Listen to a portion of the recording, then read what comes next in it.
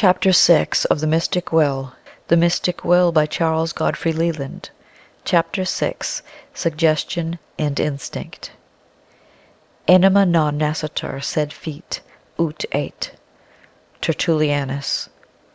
Postquam liquuti sumista anima rationali intellectuali immortali, et quia ad inferiores descendimus iam gradus animae.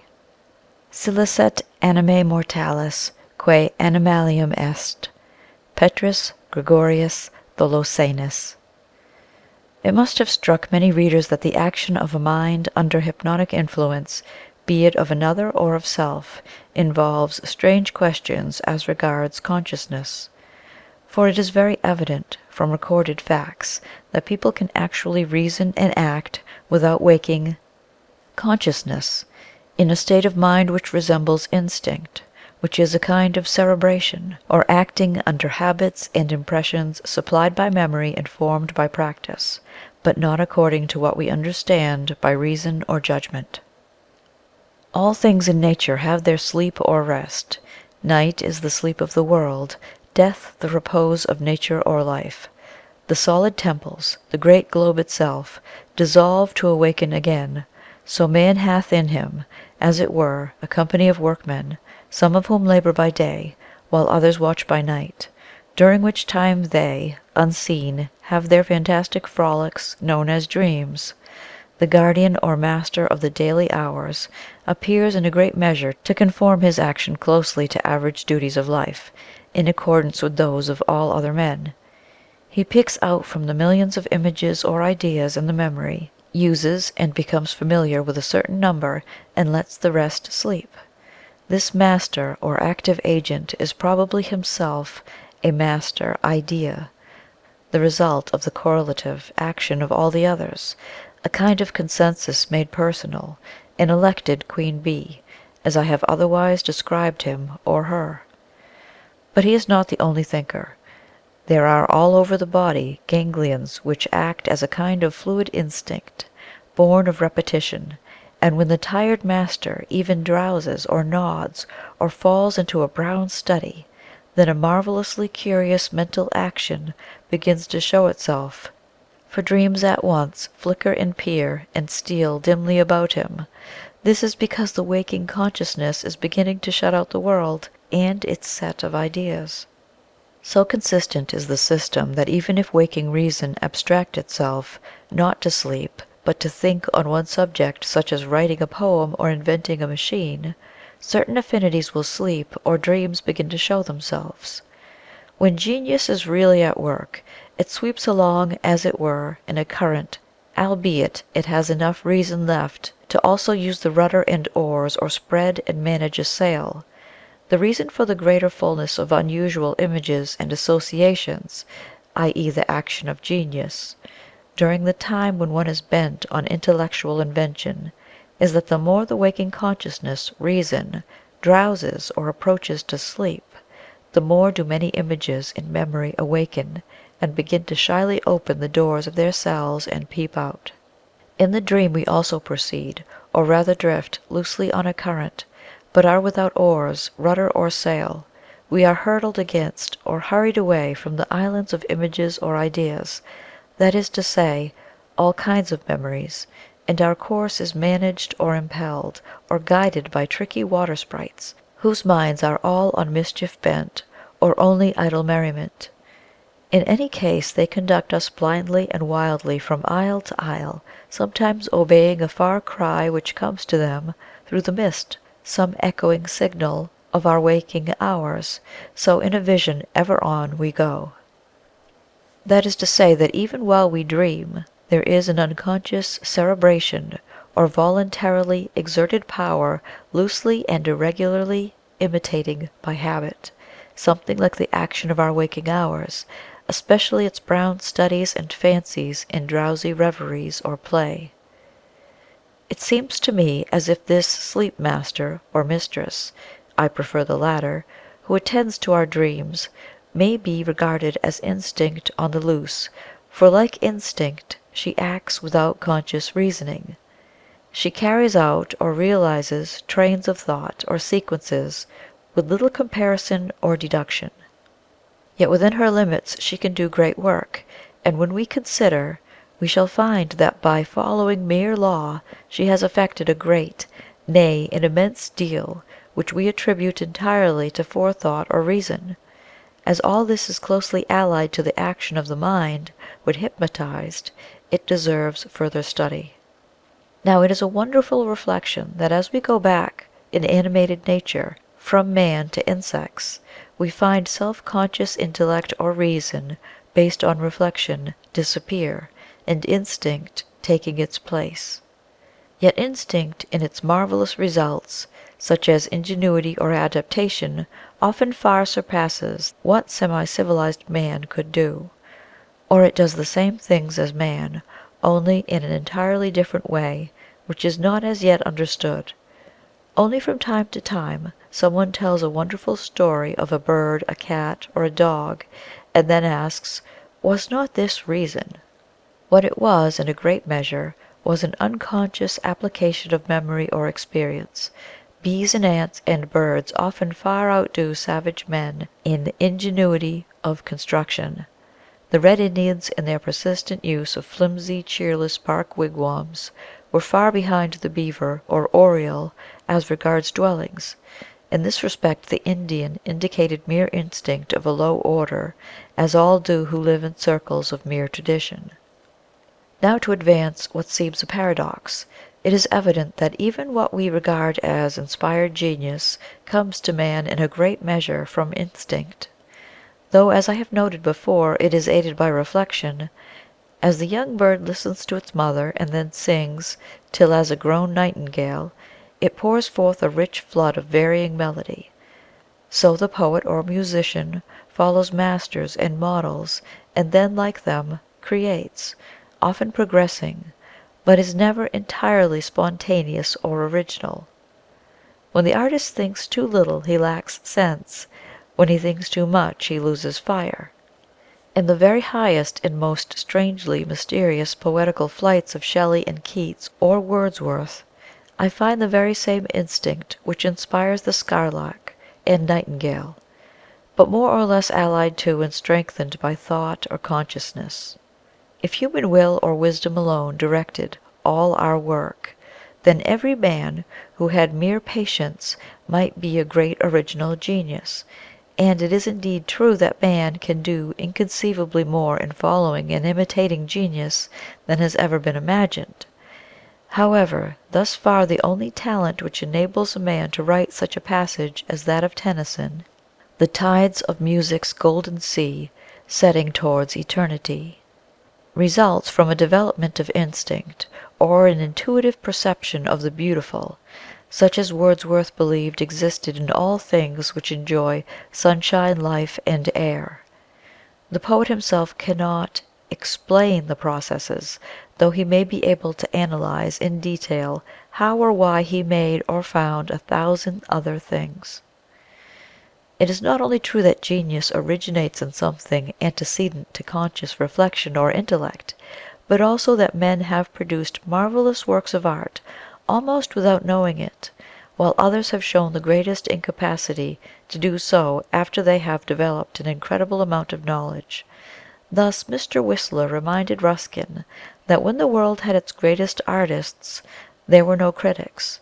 And it is well to remember that while the Greeks in all their glory of art and poetry were unquestionably rational or consciously intelligent, there was not among them the 1,000th part of the anxious worrying, the sentimental self-seeking and examination, or the introversion which worms itself in and out of and through all modern work. Action and thought, even as mercury in an air pump, will permeate the hardest wood. For the Greeks worked more in the spirit of instinct, that is, more according to certain transmitted laws and ideas, than we realize, albeit this tradition was of a very high order.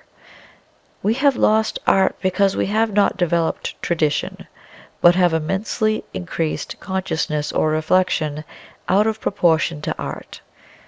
It was from India and Egypt in a positive form that man drew the poison of sentimental egoism, which became comparative in the Middle Ages and superlative in this our time. It is very evident that as soon as men became self-conscious of great work, or ceased to work for the sake of enjoying art or its results, and turned all their attention to the genius or cleverness or character of style, self, etc., of the artist, or of themselves, a decadence sets in, as there did after the Renaissance, when knowledge or enjoyment of art was limited, and guided by familiarity with names and schools and manners or the like, far more than by real beauty in itself. Now, out of all of this which I have said on art, strange conclusions may be drawn. The first being that even without self-conscious thought or excess of intellect, there can be a sense of enjoyment in any or every organism, also a further development of memory or that enjoyment, and finally a creation of buildings, music and song, with no reflection in animals and very little in man.